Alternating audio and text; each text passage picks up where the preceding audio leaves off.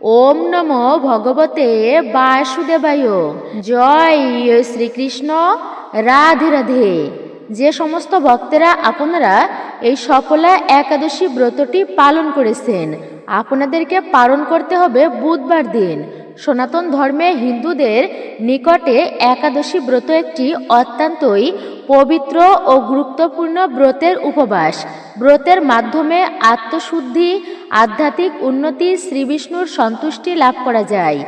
এই সকল একাদশীর মধ্যে পৌষ মাসের কৃষ্ণপক্ষের একাদশী, যা সফলা একাদশী নামে পরিচিত, বছরের 24টি একাদশী ব্রতের মধ্যে একটা শ্রেষ্ঠ এবং অন্যতম ব্রত বলা হয়েছে এই সফলা একাদশী ব্রতকে, যা পৌষ মাসের একাদশী। তা অত্যন্তই ফলদায়ক বলে মনে করা হয়। সফলা অর্থাৎ সফলতা প্রদানকারী।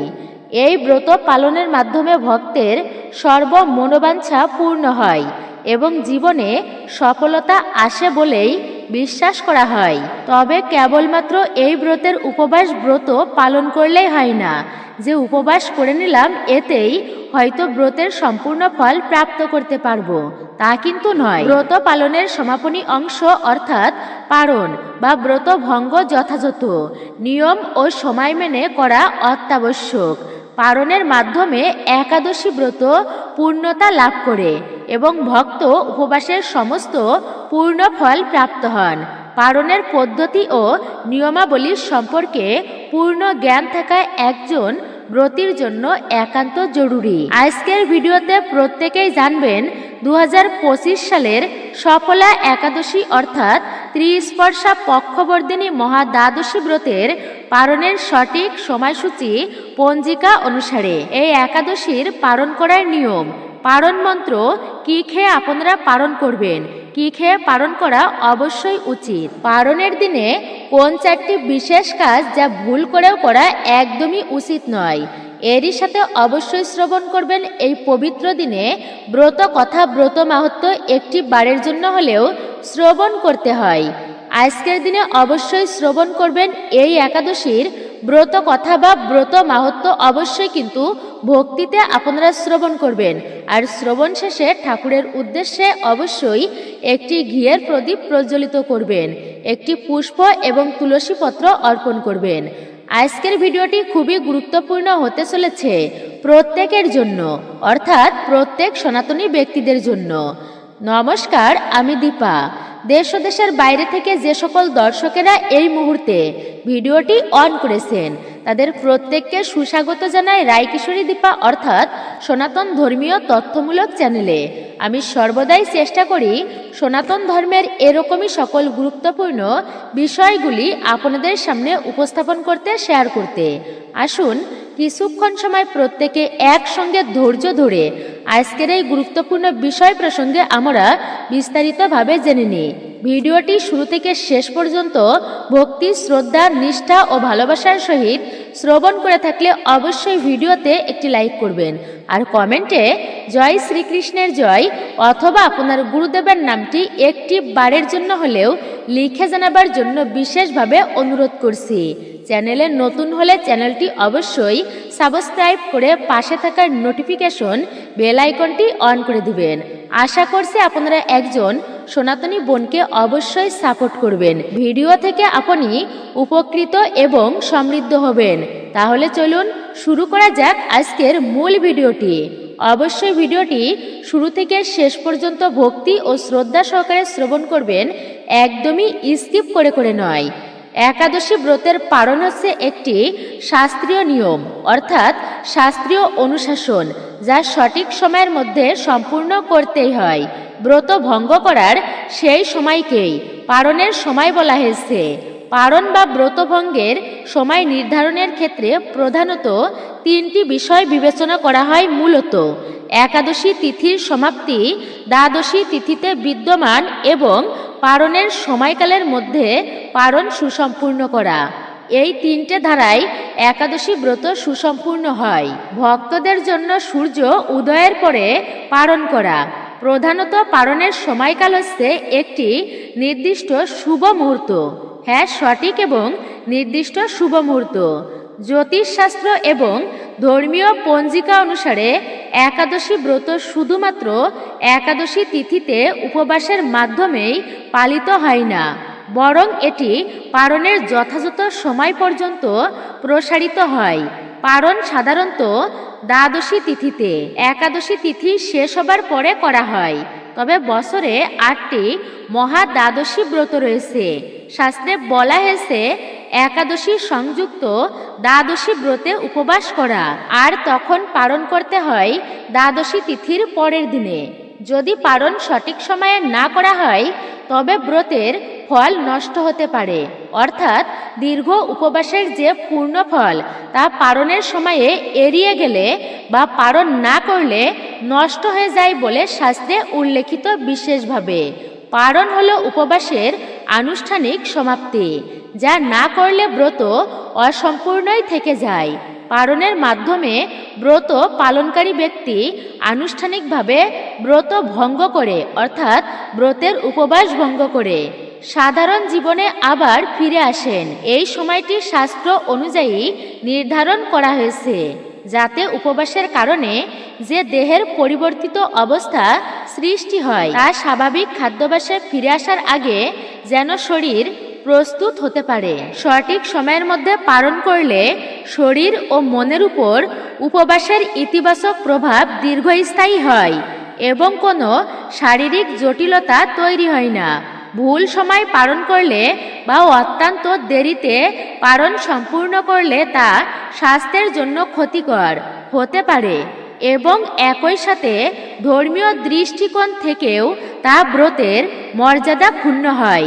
পালনের সময়ের একটি গুরুত্বপূর্ণ শর্তাবলী হল এটি ত্রয়োদশী তিথি শুরু হওয়ার আগে সম্পূর্ণ করতে হবে, অর্থাৎ দ্বাদশী তিথির মধ্যে পালন করা বিদেহ, কিন্তু মহা দ্বাদশী পড়লে তার পরের দিনে পালন অবশ্যই করতে হবে। আর যে সমস্ত ব্রতগুলি একাদশী তিথিতেই থাকে সেই সমস্ত ব্রতের পালন করতে হয় দ্বাদশী তিথিতে।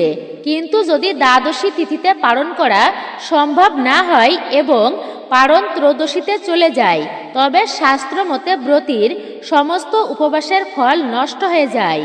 এই পরিস্থিতিতে ব্রত পালনকারী ব্যক্তিকে এক প্রকার পাপের ভাগী হতে হয়, যদিও এই পাপের মাত্রা উপবাস ভঙ্গের পাপের চেয়েও কম।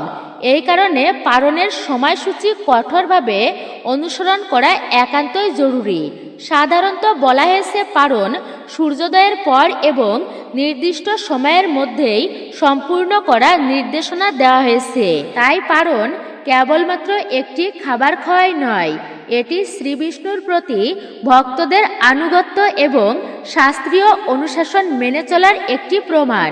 জানবেন সফলা একাদশীর পালন করার নিয়ম। এইবার সফলা একাদশীর পালনের নিয়ম অত্যন্তই পবিত্রতা ও ভক্তির সঙ্গে সম্পূর্ণ করা উচিত।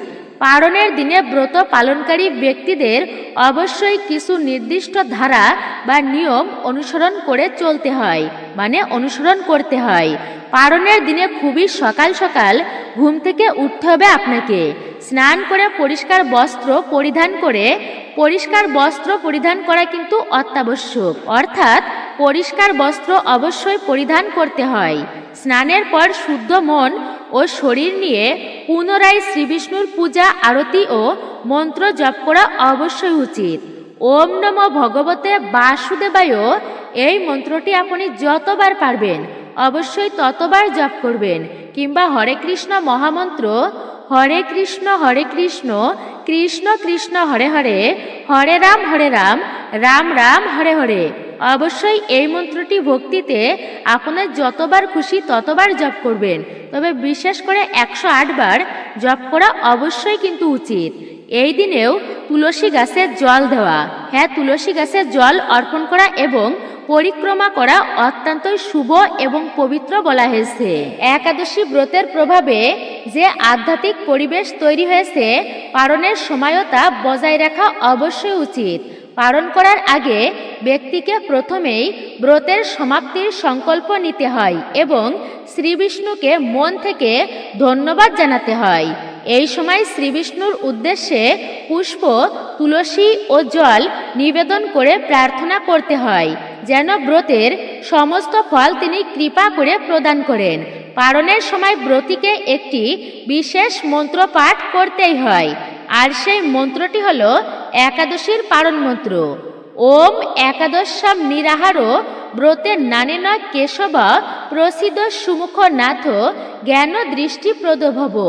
অবশ্যই এই পারণ মন্ত্রটি উচ্চারণ করে ভগবানকে পঞ্চ রবিশস্য অর্পণ করে তাই কিন্তু ব্রতের পারণ সুসম্পূর্ণ করতে হয়।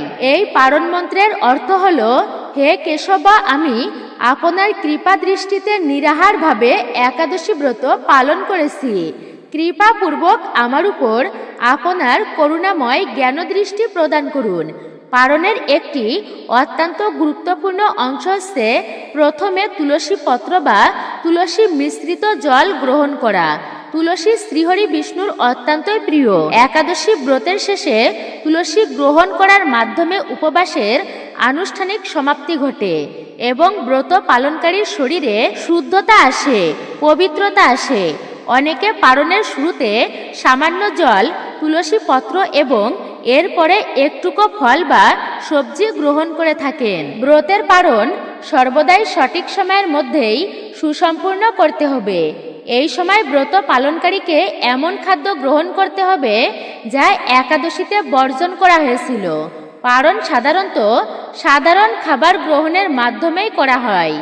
মনে রাখবেন, পারণের প্রথম খাবারটি অবশ্যই সহজপাচ্য এবং স্বল্প পরিমাণে হওয়া অবশ্যই উচিত, যাতে উপবাসের পর পাকস্থলী ধীরে ধীরে স্বাভাবিক খাদ্য অভ্যস্ত হতে পারে। কোনোভাবেই অতিরিক্ত বা গুরুপাক খাবার দিয়ে পালন করা একদমই উচিত নয়। পালনের দিনে সামর্থ্য অনুযায়ী কোনো ব্রাহ্মণ, বৈষ্ণব বা অভাবী ব্যক্তিদেরকে অন্ন, বস্ত্র বা দক্ষিণা দেওয়া অত্যন্তই শুভ। দান করার মাধ্যমে ব্রতের পুণ্যফল বহু গুণ বৃদ্ধি পায়। অবশ্যই অনেক ব্যক্তিরা কিন্তু এই দিনে মন্দিরে ভক্তদের সেবা দান করেন বা কিছু অর্থ দিয়ে আসেন, যা ভক্তরা সেবার মাধ্যমে গ্রহণ করে থাকে বা বিভিন্ন জিনিসপত্র দান করে থাকেন। এই সমস্ত নিয়ম যথাযথভাবে পালনের মাধ্যমেই সফলা অর্থাৎ এই ত্রিস্পর্শা মহাদ্বাদশী ব্রত সম্পূর্ণ হয় এবং ব্রতী ভগবান শ্রীবিষ্ণুর আশীর্বাদ লাভ করে থাকেন। কোন খাবার খেয়ে একাদশীর পালন করা উচিত? পালন করার জন্য খাদ্য নির্বাচন করা অত্যন্তই গুরুত্বপূর্ণ। এই দিনে এমন খাবার গ্রহণ করা উচিত যা একাদশী ব্রতের সময় বর্জিত ছিল, অর্থাৎ নিষিদ্ধ ছিল। পালন করার জন্য প্রধানত ভাত, চিরা, আটা বা ময়দার তৈরি খাবার গ্রহণ করা অবশ্যই উচিত, কারণ একাদশী ব্রতের ক্ষেত্রে এই সমস্ত শস্যজাতীয় খাবার বর্জন করা হয়। তাই পালনের প্রথম খাবার হিসাবে সামান্য ভাত মানে অন্ন, কোনো প্রকার ডাউলের তৈরি খাবার দিয়ে পালন শুরু করা উচিত। এই শস্য গ্রহণ করার মাধ্যমেই একাদশীর ব্রত আনুষ্ঠানিকভাবে ভঙ্গ করতে হয়। তবে কিন্তু ভুলেও এই পালনের দিনে আমিষ জাতীয় খাবার গ্রহণ করা একদমই যাবে না। তবে পালনের সময় ডাল গ্রহণ করা অবশ্যই উচিত। চাল বা গম ভিত্তিক খাবার দিয়ে পালন শুরু করতেও পারেন। এর পরবর্তী সবজি ও ফল পালনের প্রথম ধাপে সবজি, বিশেষত এমন সবজি যা একাদশীতে খাওয়া হয়নি, যেমন টমেটো, বাঁধাকপি, সিম ইত্যাদি, তাও অল্প পরিমাণে গ্রহণ করা যেতে পারে। পালনের শুরুতে সামান্য ফল ও ফলের রসও শরীরের জন্য অত্যন্তই উপকারী, কারণ এটি তাৎক্ষণিক শক্তি প্রদান করে এবং হজমে সহায়তা করে। এর পরবর্তী পালনের শেষে সামান্য মিষ্টি জাতীয় খাবার গ্রহণ করা যেতে পারে। এটি সাধারণত মনের সন্তুষ্টি ও ব্রতের সমাপ্তি উদযাপনের প্রতীক। তবে মিষ্টি অবশ্যই পরিমিত পরিমাণে হতে হবে। আপনাদেরকে এবারে বলবো বিশেষ সতর্কতার বিষয়ে। পালনের দিনে খুব বেশি পরিমাণে খাবার গ্রহণ করা একদমই উচিত নয়। দীর্ঘ উপবাসের পর পাকস্থলীকে স্বাভাবিক অবস্থায় ফিরিয়ে আনার জন্য খাদ্য গ্রহণে মিতচারী হতে হবে। অতিরিক্ত তেল মশলার খাবার বা গুরুপাক খাবার খাওয়া সম্পূর্ণই এড়িয়ে চলতে হবে। পালনের সময় সালাদ, কাঁচা সবজি বা অতিরিক্ত পরিমাণে দুগ্ধজাতীয় পণ্য এড়িয়ে চলাই ভালো, কারণ উপবাসের পর এই খাবারগুলি হজম করা কঠিন হতে পারে ব্যক্তির জন্য। পালনের প্রধান উদ্দেশ্য হল একাদশীর নিষিদ্ধ খাদ্য গ্রহণ করে ব্রত ভঙ্গ করা, অতিরিক্ত ভোজন গ্রহণ নয়। অতিভোজন লোভের বহিঃপ্রকাশ, যা ব্রতের আধ্যাত্মিক ভাবের সঙ্গে সামঞ্জস্যপূর্ণ নয়। সতর্ক থাকতে হবে যাতে ব্রত সমাপ্তির এই পবিত্র মুহূর্তে কোনো ভুল বা শাস্ত্র বিরুদ্ধ কাজ করা না হয়। এমন কিছু কাজ আছে যা পালনের দিনে সম্পূর্ণরূপে এড়িয়ে চলতে হয়। এই বিশেষ 4টি ভুল কাজ একদমই করা উচিত নয়, আর তা হল পালনের নির্ধারিত সময় এড়িয়ে যাওয়া বা বিলম্ব করাকে সবচেয়ে বড় ভুল বলা হয়েছে। পালন অবশ্যই সঠিক সময়ের মধ্যেই সুসম্পূর্ণ করতে হবে। যদি পালনের সময় পার করে ভিন্ন সময়ে পালন করেন, তবে শাস্ত্রমতে তার একাদশী ব্রতের ফল সম্পূর্ণরূপেই নষ্ট হয়ে যায়। এই ব্রত কেবলমাত্র উপবাস নয়, এটি একটি শাস্ত্রীয় নিয়ম। তাই সেই নিয়মের সমাপ্তি ক্ষণকে উপেক্ষা করা একেবারেই উচিত নয়। পালনের সময় নিয়ে আপনাদের কোনো দ্বিধা থাকলে মনে স্থানীয় নির্ভরযোগ্য পঞ্জিকা বা গুরুদেবের পরামর্শ নেওয়া অবশ্যই উচিত। তবে যে সমস্ত ব্যক্তিদের পালনের সময় জানা থাকে না, আপনারা পালনের দিনে সূর্য উদয়ের থেকে শুরু করে সকাল 9টার মধ্যে পালন সুসম্পূর্ণ করে নেবেন। পালনের একাদশী ব্রতে নিষিদ্ধ খাদ্য গ্রহণ করা, যদিও পালনের উদ্দেশ্য হল একাদশী ব্রতে নিষিদ্ধ খাদ্য যেমন শস্য ও ডাল গ্রহণ করা, শাক জাতীয় খাবার গ্রহণ করা অবশ্যই উচিত। তবে পালনের দিনেও কিছু জিনিস আছে যা সম্পূর্ণরূপে এড়িয়ে চলাই উচিত। পালনের দিনে অপরের অন্ন গ্রহণ করা ব্রতী ব্যক্তির বা একাদশী ব্রতের সাধারণভাবে যা নিষিদ্ধ থাকে, যেমন পেঁয়াজ, রসুন, মাছ, মাংস, ছত্রাক, মাশরুম ইত্যাদি, এই সমস্ত খাবার পালনের দিনে সম্পূর্ণরূপে এড়িয়ে চলা অবশ্যই উচিত। ভুলেও খাবেন না এই সমস্ত খাবারগুলি। পালনের দিনে এইসব খাবার কিন্তু মুখেও তুলতে নেই। তবে কিন্তু অপরের দেওয়া অন্ন গ্রহণ করবেন না ব্রত পালনকারী ব্যক্তি। অনেকেই পালনের প্রথম খাবারে খুবই লোভের বশবর্তী হয়ে আমিষ বা অত্যন্ত গুরুপাক খাবার গ্রহণ করে ফেলেন, যা ব্রতের পবিত্রতাকে একেবারেই নষ্ট করে দেয়।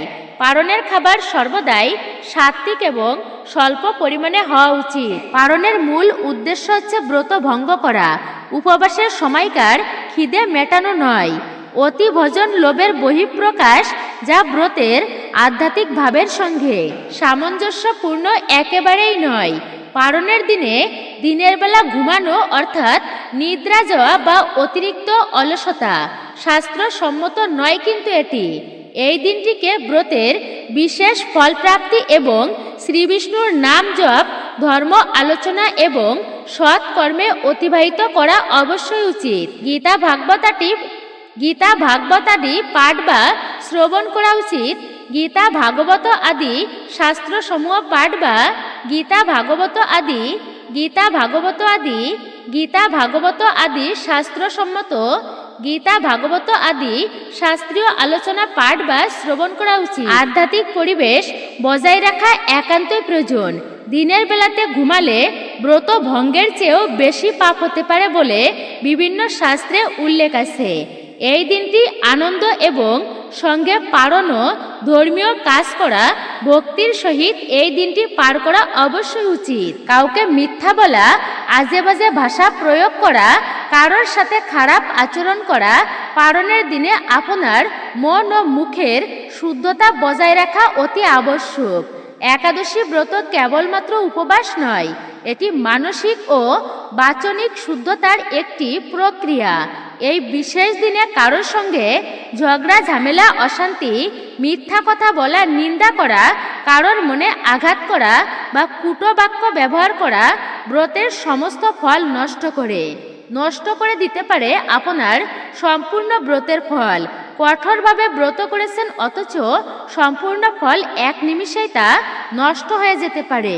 ক্রোধ, লোভ, হিংসা, অহংকার, কাম অর্থাৎ এই সমস্ত 6টি জিনিস মানে ষড়রিপু, অবশ্যই এগুলি থেকে দূরে থাকা উচিত। বিশেষ করে এই শুভ দিনে সমস্ত জীবের প্রতি দয়া ও সহানুভূতি প্রদর্শন করা অবশ্যই প্রয়োজন। এই সমস্ত ভুল কাজগুলো এড়িয়ে চললে এই সফলা একাদশীর পালন সঠিকভাবে সুসম্পূর্ণ হয়, আর সেই ব্যক্তি আধ্যাত্মিক উন্নতির পথে আরও অগ্রসর হতে পারেন। এই 2025 সালে যে সমস্ত ভক্তেরা 15ই ডিসেম্বর সোমবার দিন যে স্থানে ব্রত পালন হয়েছে, তো সেই সমস্ত ভক্তেরা আপনারা মঙ্গলবার দিন অর্থাৎ 16ই ডিসেম্বর মঙ্গলবার দিন আপনারা পালন কার্য সুসম্পূর্ণ করবেন। আর যে সমস্ত ভক্তেরা 16ই ডিসেম্বর এই মহাপক্ষবর্ধিনী দ্বাদশী অর্থাৎ ত্রিস্পর্শা দ্বাদশী ব্রত আপনি পালন করেছেন, আপনাদেরকে পালন কার্য সুসম্পূর্ণ করতে হবে বুধবার দিন। তো আপনাদেরকে পালন কার্য সুসম্পূর্ণ করতে হবে বুধবার দিন। বুধবার দিন সকাল 6:42 থেকে 9:47 মধ্যে। এই সময়ের মধ্যে অবশ্যই ভগবানকে পঞ্চরবিশস্যর ভোগ অর্পণ করে সেই পঞ্চরবিশস্যর খাবার মুখে তোলার আগে অবশ্যই তুলসী মিশ্রিত জল আপনারা গ্রহণ করে নেবেন। তারপরেই একাদশী ব্রতের পালন সম্পূর্ণরূপে আপনি ভঙ্গ করতে পারেন। এই ব্রত কেবলমাত্র শারীরিক উপবাসের নয়, এটি মানসিক শান্তি ও আধ্যাত্মিক সংযমের একটি প্রক্রিয়া। এই বিশেষ ব্রত পালনের মাধ্যমে স্বয়ং ভগবান শ্রীবিষ্ণুর বিশেষ কৃপা লাভ করা যায়। তো আসুন আমরা আর কিছুক্ষণ সময় ধৈর্য ধরে আজকের মতো পুণ্য পবিত্র দিনে অবশ্যই ব্রত কথা ব্রত মাহাত্ম্য একটি বারের জন্য হলেও শ্রবণ করি।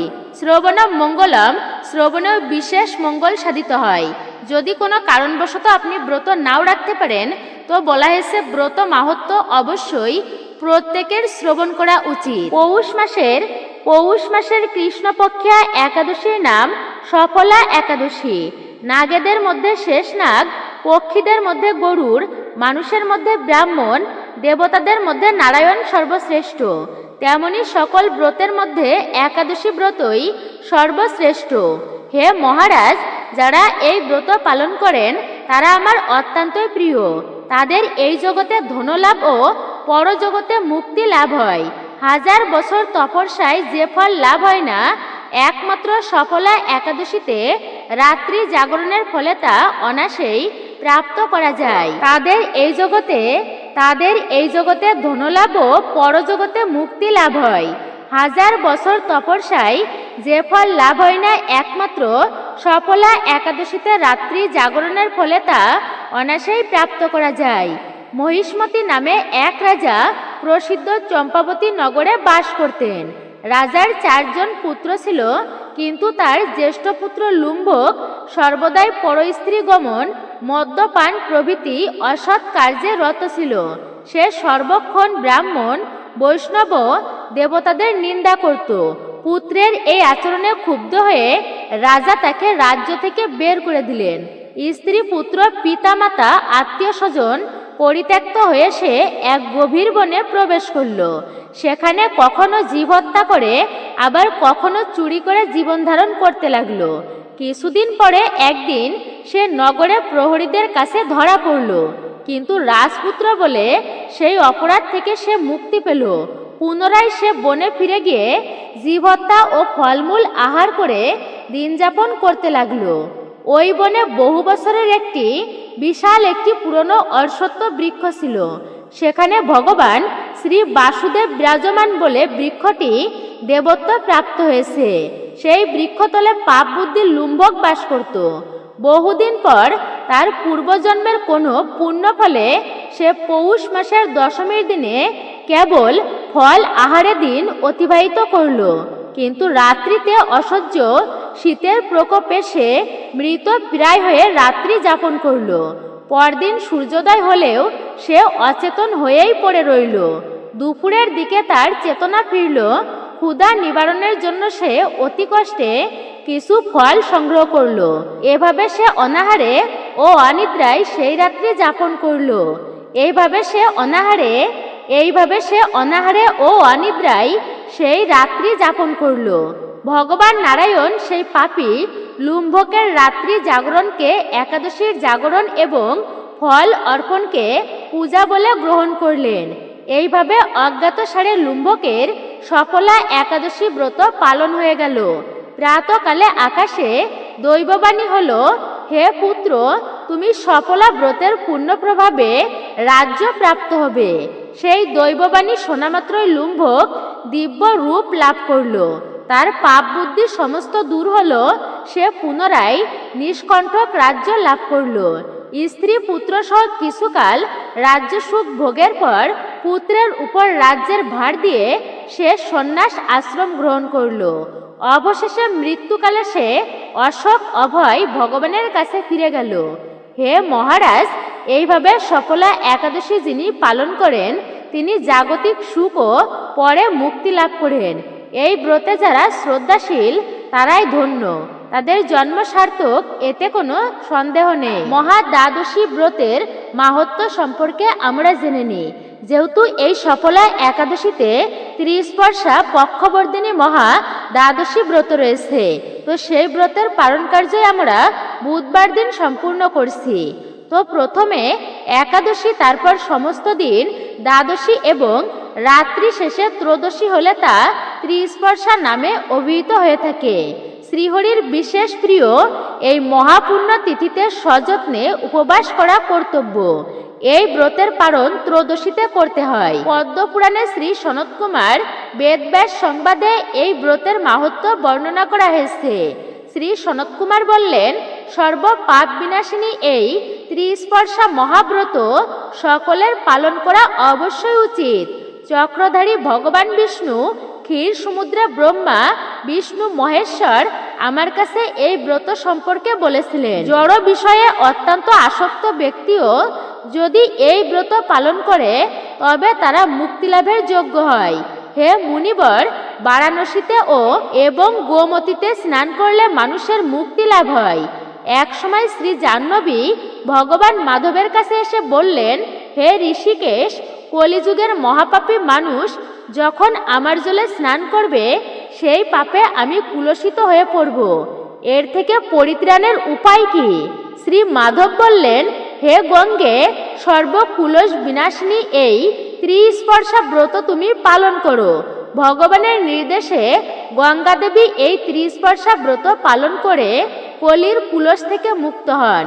হে মুনিবর, বিষয় অনুরাগী ব্যক্তি কিংবা বিষয় অনাসক্ত উভয়ের পক্ষে মুক্তি লাভ করা খুবই কঠিন। তাই মুক্তিদানকারী এই ত্রিস্পর্শা ব্রতের অনুষ্ঠান করা প্রত্যেকের অবশ্যই উচিত। অমাবস্যা কিংবা পূর্ণিমা সম্পূর্ণ হয়ে প্রতিপদে কিছুমাত্র থাকলে তার পূর্বের দ্বাদশী তিথির নাম পক্ষবর্ধিনী। এই অবস্থায় একাদশীর দিন উপবাস না করে দ্বাদশীতেই উপবাস করতে হয়। অনন্ত কুলস বিনাশকারী এই দ্বাদশী পরিত্যাগকারীকে বহু বহু বছর নরকে বাস করতে হয়।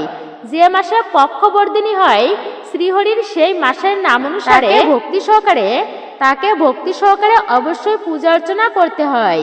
হে জগন্নাথ, আপনি এই সংসার সমুদ্রের নৌকা স্বরূপ পাপরূপ তৃণের জন্য মহা অনল, নরক অগ্নির প্রশমনকারী, জন্ম মৃত্যু জড়া ব্যাধির মোচনকারী।